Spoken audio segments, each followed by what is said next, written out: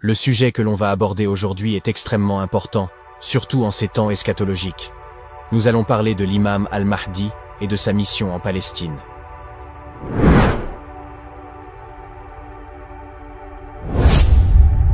Les hadiths authentiques sont très clairs. Le véritable Mahdi promis par le prophète ne s'autoproclamera jamais comme tel de son plein gré. Tout individu prétendant être le Mahdi dans des vidéos YouTube ou ailleurs ment effrontément.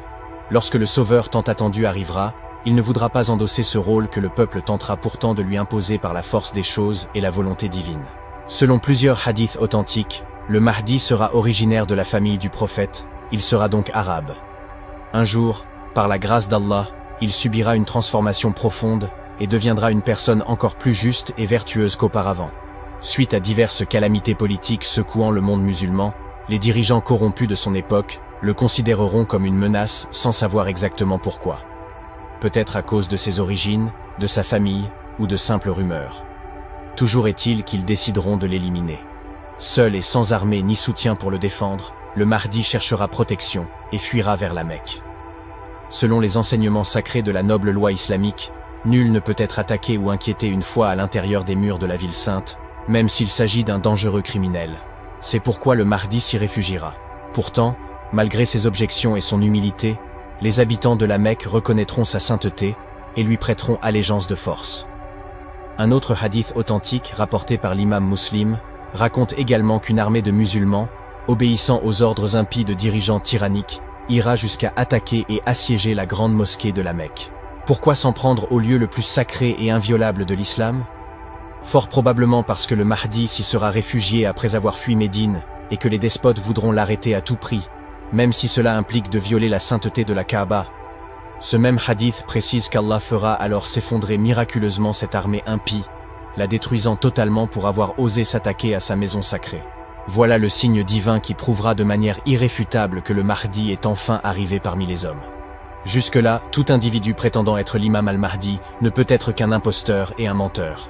Le véritable Mahdi, guide promis par Allah, fuira le pouvoir par humilité sincère, à l'image des plus grands et vertueux leaders de l'islam, tels que le calife Abu Bakr as-Siddiq, qu'Allah l'agrée.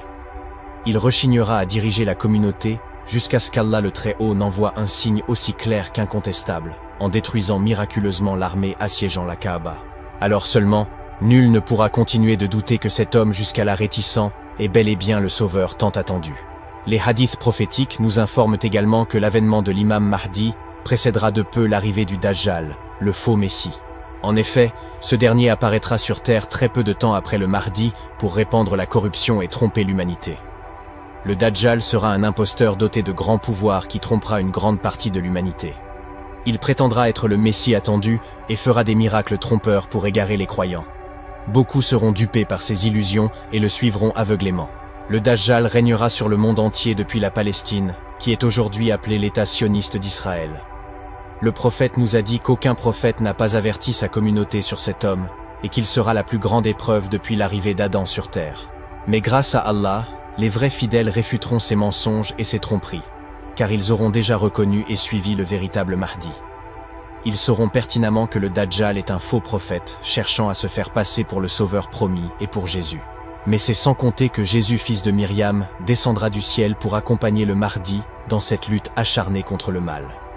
Nous parlerons du retour de Jésus plus en détail dans une prochaine vidéo. En attendant patiemment l'arrivée de ce jour promis, nous devons impérativement nous méfier des faux prophètes et autres imposteurs. Ne nous laissons pas abuser par ceux qui clament être le Mahdi dans des vidéos en ligne ou ailleurs. Le véritable guide choisi par Allah ne s'autoproclamera jamais de la sorte. N'oubliez pas que l'imam Mahdi ne sera pas un prophète, mais un homme bien guidé. Soyons patients et continuons d'implorer notre Créateur. Le miracle qu'il accomplira en temps voulu pour révéler l'identité de cette personne bien guidée arrive à grands pas. L'heure viendra selon son plan divin. Le Mahdi tant prophétisé émergera bientôt par la grâce et la miséricorde infinie d'Allah. La venue de l'imam al-Mahdi puis du Dajjal sera ainsi le signe que l'heure du jugement dernier approche à grands pas. Nous devons redoubler de piété et implorer Allah de nous donner la force d'affronter ces terribles épreuves eschatologiques pour rester sur le droit chemin. Qu'Allah nous guide et nous protège tous.